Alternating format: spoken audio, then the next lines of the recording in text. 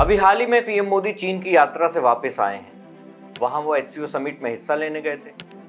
पूरी दुनिया में इस बात की चर्चा रही। भारत के मीडिया ने भी इस खबर को खूब जोर शोर से दिखाया कि भारत और चीन के संबंध सुधर चुके हैं, दोस्ती हो चुकी है। लेकिन क्या सच में हम चीन पर आंख बंद करके भरोसा कर सकते हैं? माना कि अमेरिका से अभी हमारे संबंध खराब हो गए हैं, लेकिन हमें यह भी नहीं भूलना चाहिए कि वैश्विक राजनीति में कोई भी चीज परमानेंट नहीं होती है। खासकर डोनाल्ड ट्रंप के मामले में तो आप कुछ भी नहीं कह सकते, क्योंकि भारत पर टैरिफ लगाने का आइडिया उनके सलाहकार पीटर नवारो का था।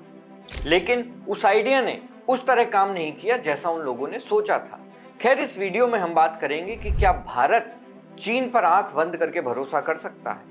दोस्तों, सबसे पहले बात करते हैं 2020 की, जब भारत और चीन के बीच सीमा पर बहुत बड़ा तनाव शुरू हो गया। भारत और चीन की सीमा यानी लद्दाख के गलवान वैली जैसे इलाकों में, जहां दोनों देशों की सेनाएं आमने सामने थी, चीन की सेना ने चुपके से भारतीय सीमा में घुसपैठ की कोशिश की थी। यह ऐसा था जैसे आपका पड़ोसी आपके घर के आंगन में बिना इजाजत घुस आए। भारत ने इसका जवाब दिया और दोनों देशों की सेनाओं के बीच तनाव इतना ज्यादा बढ़ गया था कि लगा जैसे युद्ध हो जाएगा।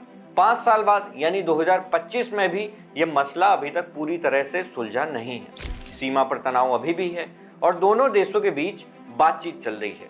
लेकिन हाल ही में पीएम मोदी चीन गए संघाई सहयोग संगठन यानी एससीओ के एक समिट में। यह एससीओ एक ऐसा संगठन है जिसमें कई देश शामिल हैं, लेकिन इसे ज्यादातर चीन ही चलाता है। मोदी जी का वहां जाना एक बड़ा कदम था, क्योंकि वो और शी जिनपिंग दोनों चाहते हैं कि भारत और चीन के बीच तनाव कम हो।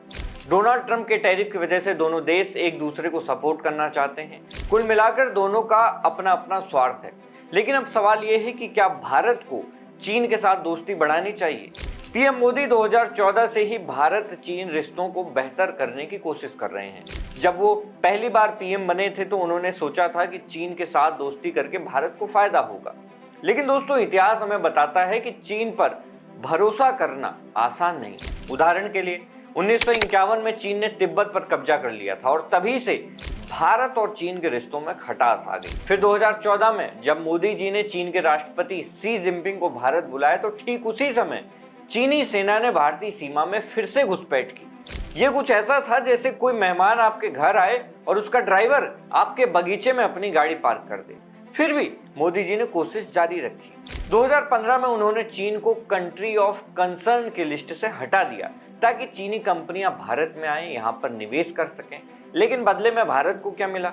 ढेर सारा सस्ता चीनी सामान भारत में तो आ गया, जिससे भारत का व्यापार घाटा यानी ट्रेड डेफिसिट बहुत ज्यादा बढ़ गया। इतना बढ़ गया कि ये भारत के रक्षा बजट से भी ज्यादा हो गया। यानी हमारा पैसा चीन की जेब में जाता रहा और वो उस पैसे से अपनी सेना को और मजबूत करता रहा। दोस्तों, चीन ने कभी अपनी मंशा छिपाई नहीं।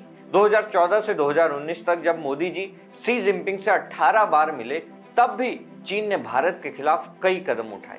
मिसाल के लिए उसने पाकिस्तान के साथ अपने रिश्ते मजबूत किए, भारतीय सीमा पर सैन्य गांव बनाए और ऊंचे पहाड़ों पर अपनी सेना के लिए ढांचा तैयार किया।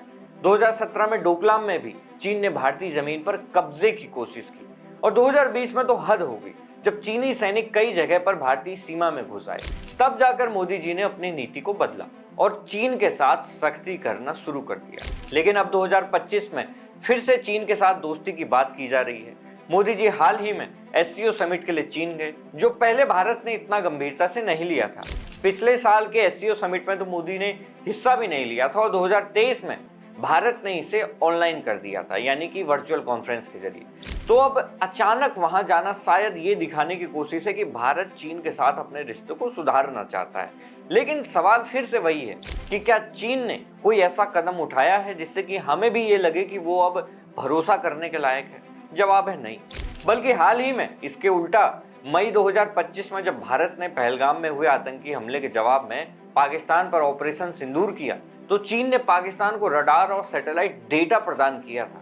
यानी वो हमारे खिलाफ लड़ाई कर रहा था। इसके अलावा चीन ने भारतीय सीमा के पास दुनिया का सबसे बड़ा बांध बनाने की योजना बनाई है।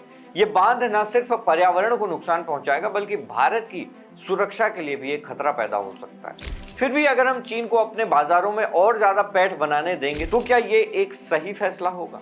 इससे हमारी अपनी ताकत और सुरक्षा कमजोर हो सकती है। दोस्तों, इतिहास हमें बार बार चेतावनी देता है कि चीन पर भरोसा करना जोखिम भरा है।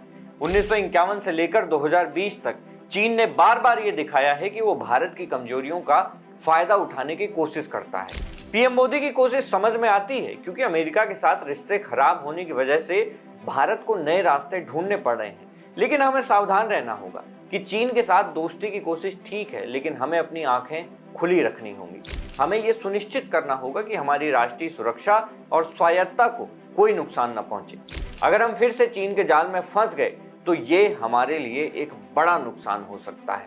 तो दोस्तों, ये थी भारत चीन तनाव और मोदी की कूटनीति की कहानी। आप क्या सोचते हैं, क्या भारत को चीन के साथ अपनी दोस्ती बढ़ानी चाहिए, अपने रिश्तों को सुधारना चाहिए, या हमें साथ ही साथ सावधान भी रहना होगा? अपनी राय हमें कमेंट में जरूर बताएं। अगर आपको ये वीडियो पसंद आया तो लाइक करें, शेयर करें और हमारे चैनल को अपना समर्थन इसी तरह देते रहें। मिलते हैं अगले वीडियो में, तब तक के लिए नमस्कार।